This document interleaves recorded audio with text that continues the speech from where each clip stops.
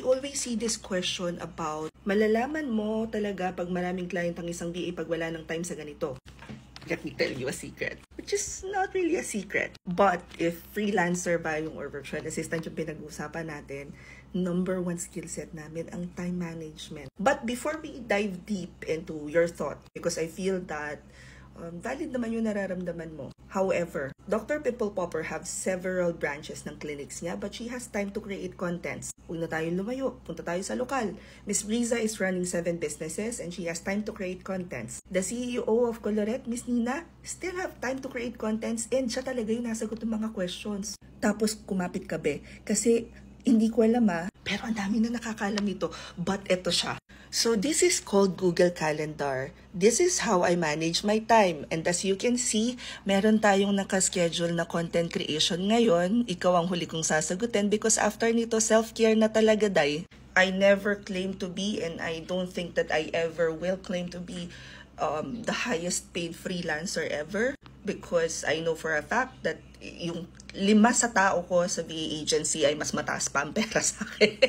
Mas mataas ang hourly nila. But I have 5 businesses. And for each of those businesses, I have admins. Admins and teams and people and CSM. So, for the VA agency, ang nag-handle na ng negosyo para sa akin ay yung mga client success manager. So, ako, yes, no na lang ako. Okay yan. Ito magandang strategy. Try natin to. Implement natin to. Okay, go. Hindi nag-work. Sige, paltan natin. And halos lahat ng businesses ko ganun yung nangyayari. Pag-aralan ko yung strategy, titingnan ko kung mag-work siya, ite-test ko siya, so A-B testing, and then pagka-implementation na, ide-delegate ko na siya. So, bukod pa doon, meron akong 5 client na naka-retainer. And for the most part, first week of the month, natatapos ko yung task ko sa kanila. So, meeting na lang, ganyan. Very lucky ako na maagap-agap akong nakawala dun sa mentality na kailangan inuubos ko ang sarili ko sa isang negosyo lang or isang business lang. I have to force myself na matuto na magtiwala sa team ko. And I'm so lucky sa businesses na hawak ko, sa mga team ko, sa admins ko kasi magagaling sila. Madali silang turuan. Kapag nakita ko na hindi fit sa team, I just have to let them go because that's just how life is. Pero I think content creation became one of my parang pang mental break and also naging passion ko na siya.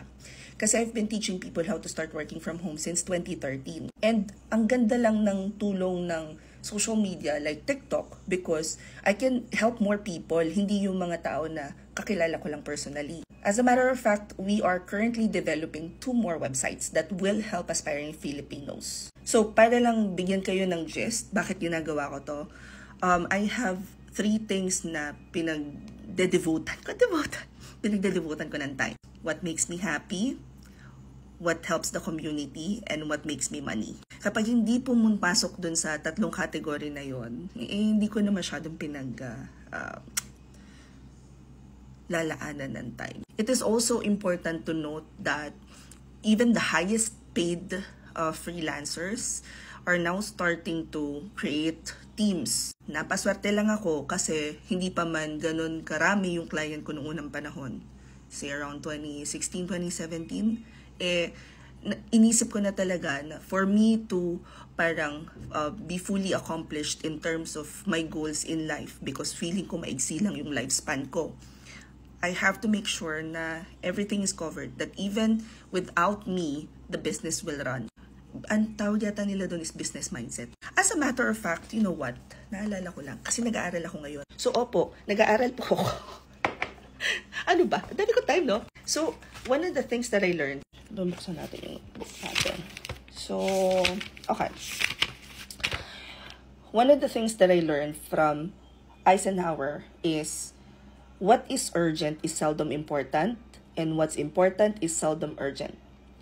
We do not rise to the level of our goals. We fall to the level of our habits and system. Kasi I took this program. It's called Certified Administrative Professional Program. So pag natapos ko to, this one is with International Federation of Professional Managers, IFPM, Philippines. Pag natapos ko to, naipasa ko yung licensure exam. Yung name ko will have CAP at the end. So parang sa engineer, architecture, nurses, doctors, di ba sila? Mga doctors may MD. Ako magkakaroon ng CAP sa end of my name. And this is globally recognized. So yun, hindi lahat ng tao iisa yung goal sa buhay. Content creation became one of my ways to parang continue my passion without having to spend so much time each and every day. And if you really want something done, you'd really have to allot maybe 1-2 hours for that particular project. It just so happened na ang project ko is to build a community of freelancers na may dunong, hindi mangmang. And start of the year, inisip ko ano bang goal ko this year.